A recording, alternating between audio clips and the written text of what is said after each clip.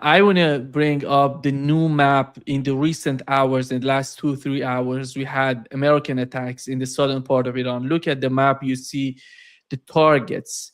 It's Bandar Kangan. In the port of Kangan is the port of Abbas, Bandar Abbas, or the just below Bandar Abbas, close to the Persian Gulf, close to the Strait of Hormuz, you see the Kish Island, the Syriac area, Jam, the city of Jam, the city of Jas. Going further to the east would be Konarak, which is part of the Sistan and Baluchistan. That state, that province close to Pakistani border.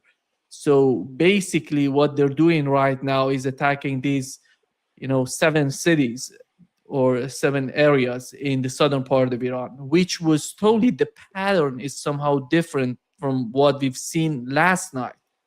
And here is what has happened last night. You see, they used the HIMARS system and basically attacking the province of Khuzestan in the western part of Iran. Most of the cities in Khuzestan were hit, or a considerable number of the cities in Khuzestan province were hit by HIMARS. And then you had a little bit of attack in close to the Strait of Hormuz and in Chabahar. Mm-hmm. But so far, what has happened, it seems that Iran has attacked multiple or several ships in the Strait of Hormuz. Iran? Iran. Okay. Iran. Iran's attacking today? Because today, just hours ago. Because I haven't seen hardly any activity. Yeah. But it was reported on Iranian media that several ships were hit by Iranian drones and missiles and torpedoes because they didn't obey the order of IRGC in the Strait of Hormuz. That's what was said on the Iranian media.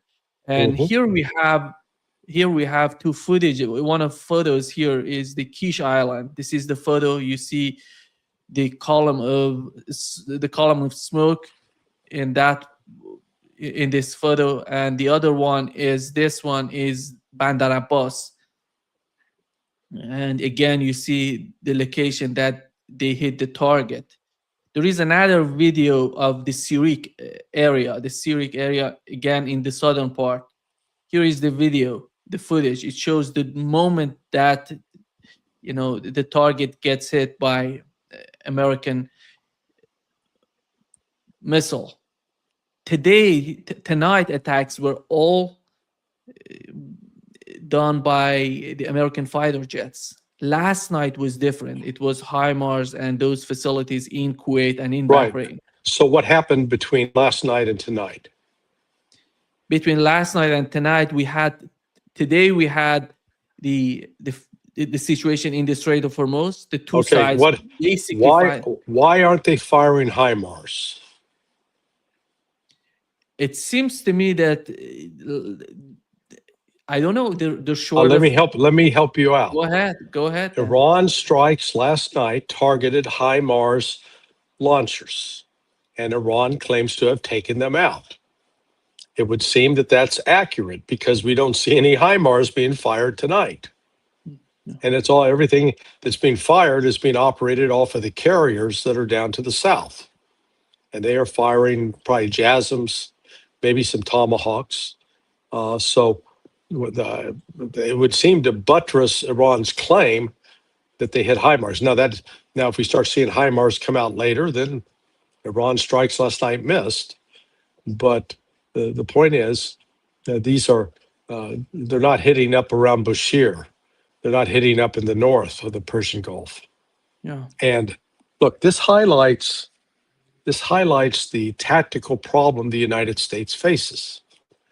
CENTCOM's stated objective is to degrade and weaken Iran's ability to conduct fires on ships that try to avoid Iranian lanes and try to go through the Omani lane without adhering to Iran's compliance procedures. But Iran the United States CENTCOM's trying to take out these various coastal defense, cruise missiles, and drones, and short-range ballistic missiles, etc. Well, the problem is Iran has hundreds, maybe thousands of positions all along from north to south, all along from the north part of the strait all the way to the south part of the strait. So no matter how many U.S. tries to blow up, it cannot affect Iran's ability both to launch underwater drones, mini submarines, as well as surface level drones. Flip it around. Is the United States got thousands of bases? No. Does the United States have hundreds of bases? No. The United States is operating from fewer than 6 or 7 bases, probably less than that. So who has the easier job of targeting? Is it the United States having to go after thousands of targets? Or is it Iran that has to go after 6 or 7 targets? Yeah. Does that make it simple? Good point. Good point. Yeah. That's makes why sense. that's why I get paid the big bucks. Yeah. Yeah. Oh, I forget. I'm not getting paid anything. Damn it, I got to call Vladimir Putin. So why am I not getting paid? I'm told I'm your mouthpiece. But no, so the point is, Trump's trying to escalate in a way that the United States can't escalate. Iran's got the advantage here in escalation because, all we got to do is destroy 2 airfields in Jordan, 1 airfield in UAE, an oil terminal, energy center in UAE, take that out. The Oman port that the U.S. aircraft carrier relies on, and then Al Udeid Air Force Base in Qatar, and then 1 each in Bahrain. And so it's not quite manageable list of targets. Iran doesn't have to invent targets. They'll just keep bombing the shit out of these places and make them uninhabitable for U.S. military forces. And that's why the United States is now left having to rely upon air power from the aircraft carrier. And they drop some bombs, they make some booms, they cause some damage, but nothing that's going to stop Iran. Meanwhile, every day that the Strait of Hormuz remains shut is one more day of potential economic chaos for the United States. Yeah. And I assume they're gonna, since you mentioned that their targets are somehow limited or they have some 4 or 7, 5 to 7 targets on the part of Iranians. Here is what they did last night. And they targeted the HIMARS and Patriot site and radars in several bases in Kuwait. And they hit the Prince Hassan Air Base in Jordan, the command and control facility. They hit the runway.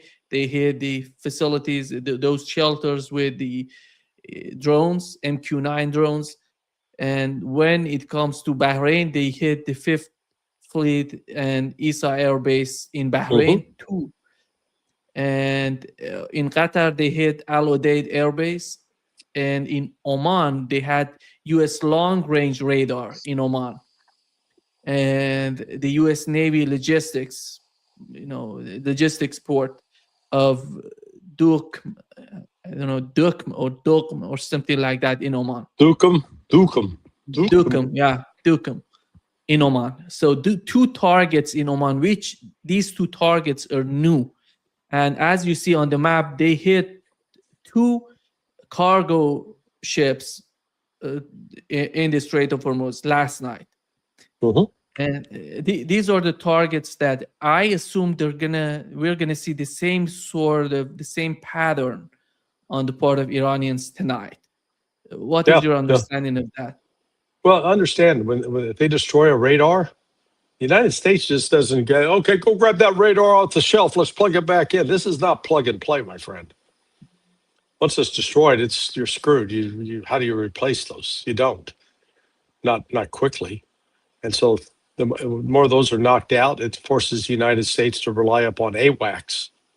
And then the AWACS flying, they're at risk because they don't stay up forever. They have to come down to the ground, and Iran's going to target wherever they land, their home bases. So this is, again, you've got to, if the U.S. says our goal is to degrade Iran's ability to fire missiles and drones at ships, yeah, was good objective. Only one little problem. There are 1,000 fucking sites. Okay? Sorry, shouldn't swear. There are 1,000 sites. And, so we can be bombing until the middle of next year and not weaken Iran. Because every time you bomb it, Iran can rebuild it then. I mean, it's not like it's permanently destroyed. So, again, this is Trump. Trump has picked a fight that he can't win. And then they're going to be up against the economic costs because more air operations means more aviation fuel. More aviation fuel being used means less aviation fuel for the civilian side, because there is a limited supply of oil now that is used to make diesel and aviation fuel. And so that limited supply remains limited and decreasing.